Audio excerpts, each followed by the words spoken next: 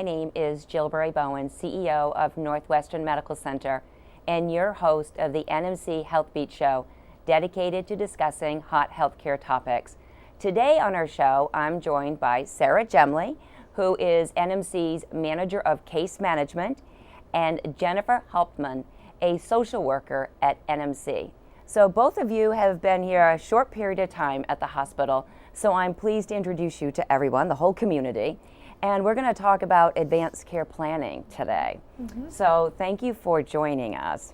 Thank you. Thanks for having us. Yeah, so this is probably a topic that folks don't have on their to-do list, to talk about advance directives and living wills. But before we get to that, let's talk about, so what's case management, what's social work, so what do you do? Sure, so I'll start with my role and Jen can talk about hers. So I'm a nurse, I'm a registered nurse. As the manager of the department, we take care of both discharge planning for folks once they're in the hospital, help them plan for where they're gonna go next.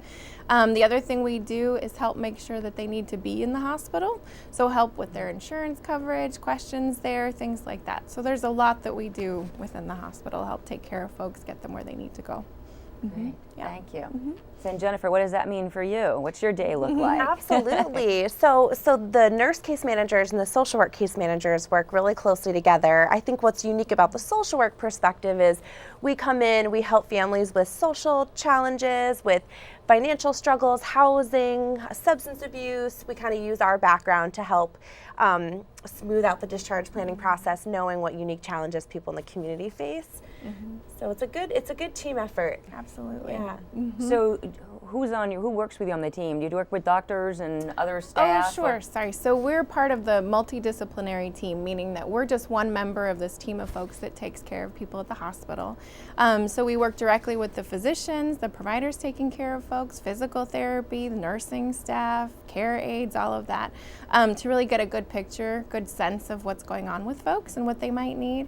And so we help basically assess what everybody's needs are and help them plan for what to do next. So for some folks it can be complicated, other folks it's in and out, not a big deal. So we just kind of help meet folks where they are. Excellent, excellent. Good to have you on the team, for sure. Thank you. Thank you. That's great. You make it work for everyone. Okay, so what's the difference, living will, advance directive? Can you help us with understanding the terminology? That's pretty much an interchangeable term. A lot of people know advance directives as a living will. It's sort of the what people kind of call it in the community, but it's the same thing. And it's a document, and it's a living and breathing document. It can change. It outlines what people's healthcare wishes are in the event they're not able to speak for themselves, if they got into a serious accident or had a acute medical condition where they weren't able to clearly express what they need. It's really beneficial to do this advanced care planning where you document and outline, this is what I would and would not want done, this is whom I would or would not want involved in my care. So it is the same thing. Great, great. So how do you get that started? I mean, you get a document, you have attorneys. I mean, talk a little bit about the process of setting up an advance directive. So, the process is pretty straightforward. In Vermont, there's a wonderful organization called Vermont Ethics Network, and they have a fantastic website with lots of resources. They have a few versions of an advance directive. So some folks are just comfortable appointing what's called a healthcare power of attorney, meaning that if someone isn't able to make their own healthcare decisions, they have been in an accident, unconscious, something like that, then they nominate or designate someone to speak for them if they're not able. So they are designated to carry out their wishes, whatever they are. And so there's a form just to appoint a healthcare power of attorney. There's also forms to designate further wishes. So if you want a feeding tube, if you're not able to eat anymore, things like that, what to do if your heart stops, those sorts of concrete decisions. And then as part of that, there's a section to have it witnessed. So that's where some folks get confused and think they need a lawyer or think it needs to be notarized. But in fact, very few states, I think only 2 in the whole nation, require a notary. So honestly, all you need to do is find a couple of folks who can vouch for the fact that you're signing your own document. That's all they need to do. They don't need to go over your decisions with you. They don't need to agree with your decisions. They're simply verifying that you are signing this document in your own free will. So, anything else, Jen? And anyone can do an advance directive if you're over 18 and if you're, able to have informed consent. So if you're able to make decisions for yourself. So we definitely encourage everyone. That's a big part of our job, is talking to families and talking to patients about what are your wishes. And the time to do an advance directive is not when we're facing critical decisions. We've had experiences with families, and it's very stressful. And the time is not when you're in an acute medical crisis. You don't have 2 weeks to think about it. So we've had families describe it as a gift, that their family members have taken the time when they're stable and able to make decisions to clearly spell out, this is what I want done, and this is what I don't want done, and this is who I want involved, and this is who I don't. And it makes the process a lot easier. Having a medical crisis is stressful enough on patients and families without having to scramble to say, what would they want us to do, or what wouldn't they want us to do? So, yeah. So do you have the forms like at the hospital or in the primary care office? Where do they actually get the form, and do you walk them through it if they don't have one and they're in a good state of mind to be able to complete that? Do you hope that they do that? We do, and that's a big part of what our department does. Our primary care offices are so good about starting the conversation with patients, and sometimes we'll get phone calls on the inpatient side. Can you help me do this? And of course we can, especially for our inpatients and our families that are have a family member who's inpatient. It just makes a lot of sense. The forms can be found on VermontEthicsNetwork.org. Okay. We also have a lot of copies in our office. We have boxes and boxes, and we're always happy to disperse them and sit down with people and talk about what this means. As Sarah said, there's a lot of specific medical decisions, so we would always encourage people to talk to their primary care provider if they need to, discuss the specifics. So what does this mean? What does this mean? But the forms are very accessible. You can write to the network. You can get the form online. They can mail them to you. So there's a lot of ways, and we're always around to help people. Yeah, I think it's important for folks, everybody's at a different stage in their own health. So some folks are young and healthy, some folks are young with chronic disease, some folks are old and they have chronic disease, and some take no medication whatsoever, they're very healthy. So what's helpful about talking the form over with your healthcare provider is that they can help bring your own health situation into context and to really help make those decisions with you. And like Jen said before, it's a living, breathing document, so you can change your mind. It's completely revocable. Some folks think, well, I've had the conversation, I've made my decisions, all finished.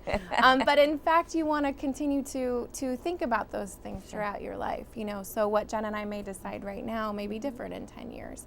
And so one of the most important things about advanced directive planning is talking about it with the folks you care about, especially the folks who are going to, be designated to make those decisions for you. Yes. We had a situation with a staff member recently where he was looking for the place on the form for the person he designated to sign accepting the position. But in fact, they don't need to consent to be designated your healthcare power of attorney. So, but you of course want to let them know and want to discuss. That would be good, right? Discuss your wishes with them so that they're really clear about why you're making your decisions. That's part of taking the opportunity now, is that you can have those conversations with folks and really help explain things. Sometimes people are surprised by others' decisions, and that's why it's important for them to understand why you made a particular decision. I think most people want our healthcare decisions to be fairly black and white. They think, well, if I don't have a reasonable quality of life, then just go ahead and turn things off. And it's rarely that simple in healthcare. It just isn't. And that's why having these conversations is so important, because folks can then understand what you would have wanted given the complexities of whatever current decisions need to be made. So. Sure. Okay, so I've made the form out. Yep. Yes. And where do I put it? This is the good one. So there's a couple of things to do, and it's very easy. It really is. People get intimidated. Oh gosh, I have this big fancy form with really complex medical decisions. What do I do? So once you fill it out, there's something called the Advance Directive Registry, and this is great for a couple of reasons. So you fill it out, you get the form online, the Advance Directive Registry form. You could fax it or mail it to the Vermont Ethics Network registry. And they send you a card in the mail, and you can put it in your wallet. And so if you, God forbid, were, you needing medical attention and they looked in your wallet, the emergency responders looked in your wallet, they would see what okay, they have an advance directive that's registered. So that's great. Another thing to definitely do is give it to your primary care office, so your primary care has a copy. You can also bring it to the hospital and ask for it to be put in your permanent medical record so that it's always on file. And we are very relieved when we see patients that have an advance directive on file. It just makes it very clear. People can be in charge of their healthcare decisions even if they can't speak for themselves at the moment. So it's really proactive. So I think getting it registered, and we have a couple of staff members that have had it registered, and we're so proud of them, and they're very proud of it too, and they've showed us the card, and it's in their wallet, and yeah, and I think, you know, the thing with the form is that, so you filled it out. There are a few places to put it on file, like Jen had said, with our medical records, any hospital medical records. Even if you've never been a patient, you can put it on file with the hospital. When folks are registered, we always check. So during the registration process, they're always checking to see if you have one on file and if it's registered with the state. And then those decisions are verified with you and your family. So we don't just follow that without asking you what your preferences are. And you certainly have the opportunity to change that form. And then on top of that, with your primary doctor, if you have any specialists, make sure they have a copy. And of course, the folks that you care about, make sure that they all have copies and know your wishes. Sure. So everybody should have an advance directive, right? Everyone. And doing it early is better. Having the conversation, it might be awkward, but to get that done, it's going to be a gift to someone in the future. So when folks come into the hospital, do most people have advance directives already, or are you finding it's not so many? What did you think? You know, we recently had changed a bit of what automatically we're able to see as care managers and social workers in the hospital, and we're able to see if folks have a living will, advance directive, or any advanced care planning documents. And I would say, just anecdotally, most people do not. Most people do not. Most people do not. All right, so for everybody listening, all right, advance directive time, living will. Yes. And we've talked about why is it that people don't do their advance directive, and it's a couple of reasons. One, I'm too young, I don't want to think about that yet. It's awkward, it's scary, it's sad, it's uncomfortable.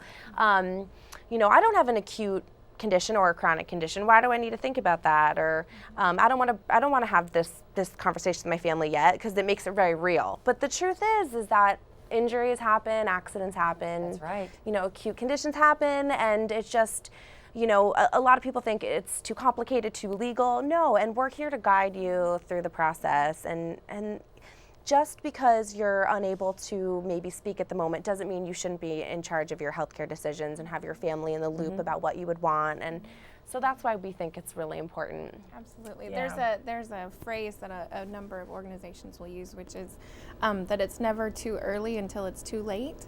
Oh, you know, that's a good one. So it really helps us think about, you know, we want to avoid it and don't want to think about it, don't want to talk about it, but in fact you don't want it to be, you know, too late for you to make your wishes known.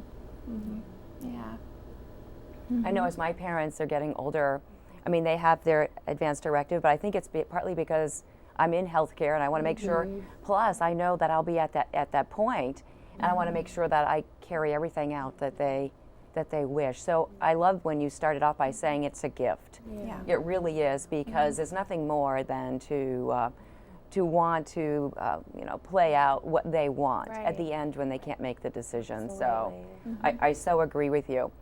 Now, what about somebody out of state? If they have an advance directive, but it's out of state, and they're touring here, and an accident happens, how do you connect with the out of state process? Is it through the family, or how do you work this? Yeah, we've had this situation a few times. We usually will of course, with permission, if we're able to, we would coordinate with family. I think this comes back to the importance of registering it, because every state has their own type of registry, and it is confidential, but when you're in a medical emergency, your healthcare providers can access it. So Even in a different state? Absolutely. Okay, great. Yes. That's good to know. So and the Vermont Ethics Network has links to different registries in different states. I was just reviewing it this morning because I was thinking about that. And so, yes, I think it goes back to registering it, so it's on file with the Ethics Network, or the equivalent of, with whichever state. And it also goes back to letting family know what your wishes are, so that, you know, if we needed to contact them, they would clearly know what you would want. Yeah. Yeah, that's great. Yeah. So I think one of you mentioned Start the Conversation. Was there a recent campaign on Start the Conversation? Because I remember seeing some buttons, and I think there was like a friendly competition going on too. So Absolutely, yes. So April 16th was National Healthcare Decision Day. And so we kind of noticed that a couple of months ago and thought, well, how about we do something interesting to really celebrate this and really kind of put a focus on it. So for the whole month of April, we focused as an organization on striving for getting 100% of our staff at Northwestern Medical Center, and that includes all of our satellite clinics and everything for our staff to be able to have their own advance directive completed. So we had a friendly conversation and competition with some other community partners. So the Notch, Northwestern Counseling Support Services, St. Albans Health and Rehab, and Franklin County Home Health and Hospice. So between us, all 5 organizations, we are trying to see who can get the highest percentage of their staff to complete their advance directives. So our department, the care management department, has really been kind of leading the cause and going around with the forms, having some events to really celebrate it. And again, the whole kind of theme is to start the conversation. So that's an actual campaign that offers support and resources for folks and organizations who want to do this. And the idea is that you start the conversation, you keep it going. It's a living, breathing thing. So yeah. And it has started the conversation. Yeah, we absolutely. had a great one with some of the ICU nurses the other day. I mean, it really has been very thought-provoking. Yeah. So it's been good. And if anything, some folks are, well, I don't know, I'm not quite sure, I'm not quite ready. So what's nice about having it for the whole month is that, they are able to take the month to really think about it, kind of build up some courage, talk to their parents about it, that kind of thing. I've had a number of folks where if nothing else, it's brought the thought to their mind to really consider it and try to start the conversation with their families. So, and we intend to do this on an annual basis and maybe every year have a bit different focus. So, yeah. That's great. April 16th was the National Healthcare Decisions Day, and we set up tables, and by the end of the day, all of the advance directives we laid out were gone. It was so awesome. Excellent. Yeah. People are taking them for their families. It's wonderful. Yeah. Yeah, we don't think about it, but it's just so important to, Absolutely. to get that set up in advance. Absolutely. So you must have a story of how you've helped a patient or how you've helped a family on the other end. I mean, it's great to get it set up, but a story maybe of how each of you have helped a patient or a family in their journey. Right. Yeah. Do you have To that end of life. Yeah, I mean, I think of a couple that offhand. I mean, it's just so, like I said, it's so challenging when there's an acute medical crisis and the family comes together and it's already so stressful. And I can think of instances where there's been an advance directive in place and we could just, as social work and care management, just support the family and just be with them and sit with them and meet them where they're at and just be with them and let them spend time with their family member without having to worry about all the logistics. That's the last thing people want to worry about. And I can think of instances where we've had to come together and have really difficult conversations, and that's part of what we do. That's our job, and we love it. And that's what we love about our job is we can be there for families when there's this crisis, and we can help them talk about what this means and what this might mean. And we come together with the medical providers and speech language pathology and nutrition and the hospitalist and PT, and we all come together. But the times that really sit with us are the times where the family could really just not worry about that. That's already done with. Now what? Now we could, so I mean, I can think of specifics, but it's really just the big picture here, Yeah, and I think that, a lot of times, folks are thinking about what role they play in their family. And I think that when an advance directive is in place, oftentimes people can be a daughter, a wife, a sister, instead of always trying to be the caretaker, and that, they really are able to be family and feel a bit less stress about some of these things.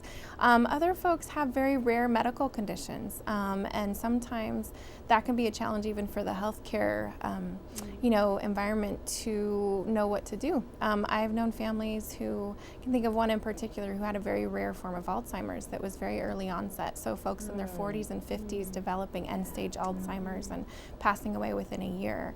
And they were able to, unfortunately, because a couple of family members had already passed away because of it, they were able to make some wishes very clear, and what they would want, how they would want it, where they would want to be, how they would want to be cared for. And so situations like that, especially with rare medical conditions, sometimes can be very, very helpful. Yeah. So do you work with we talked about primary care, but do you also work with like home health and long-term care, and what does that care loop look like for the patient? Yeah, Sure. and that's what's so exciting about our community is that we're very, very tight-knit with the home health agencies, with the skilled nursing facilities, with the primary care offices, with the federally qualified health centers. It's just such a great team, and what I love about this community and this hospital, because we really do get to have daily conversations. We know everyone by name, and it directly benefits the patients, I think, that we all have such great coordination. It's a great handoff if someone starts to think about an advance directive when they're inpatient, and then we discharge them with a follow-up with their primary care. We could get on the phone and say, Dr. So-and-so, this patient's discharging. We started the conversation. Can you loop back and finish? And that works really well. We send people home with Franklin County Home Health or Bayada or VNA services, and we can loop in with them and say, this person, we got really close with the conversation. Can you also reiterate with them the importance? And it's just really good. Really good care coordination. Absolutely. Yeah. I think that we're so good about trying to share what folks' overall wishes are in terms of the type of care. Again, it's often we can sometimes get stuck with the concrete decisions, So if someone comes to you and says, well, what would you like us to do if your heart stops? And that's a little bit off-putting. Whereas if we talk more about what kind of care would you want to receive? How would you like to be treated? What are your goals? For some folks, I want to be able to walk to my mailbox and back. If I can't do that, then my quality of life goes down, and I'm not quite sure about that. So that may manage and direct their overall care for heart failure, say, if they're real short of breath. So we don't have to start with those concrete healthcare decisions. Often it helps, that's why talking it over sometimes with your primary care and other specialists, where they really understand your health condition and can help translate what that means for you in your life. So, yeah. Is there ever a time when there is an advance directive, it's registered, and then family come in and they're not ready for the transition that the loved one has outlined? How do you deal with that when there's differing opinions? Maybe a family member that's been away and not as close, and so sometimes there's some discrepancy or some angst about decisions. Yeah, and one important thing to remember in Vermont is that there is not a law that sets out who is your healthcare power of attorney by default. So in a lot of states, they will outline by default, if you don't have anyone appointed your healthcare power of attorney, by default your spouse would speak for you, or your children, adult children, things like that. Vermont doesn't have that kind of infrastructure that way, so all the more reason to appoint folks. And so what happens is, there's generally a consensus. So our job as healthcare providers is by default to do the most we can for everybody to take care of them. So we will follow advance directives. It is an active conversation with family. So if someone comes into the emergency room and they are, in a code and they're having an acute crisis, I guess I would say, a healthcare crisis, then we get that advance directive. We talk it over with family because, again, it's a living, breathing document. And so decisions have been made, and now it's a new context. And so then we get what their wishes would be, and that's why it's important. Whoever you appoint as your healthcare power of attorney speaks as they were you. So that's why, just as if you were able to... That's really key, isn't it? Exactly. Got two things going here. The living will, advance directive, and appointing a healthcare power of attorney. Yes. Okay, Yep, good. your healthcare agent. Healthcare agent. Yeah. Excellent. Yeah. Yeah. So it's just important, just as if you were able to speak and talk and think for yourself, that healthcare agent is then speaking for you.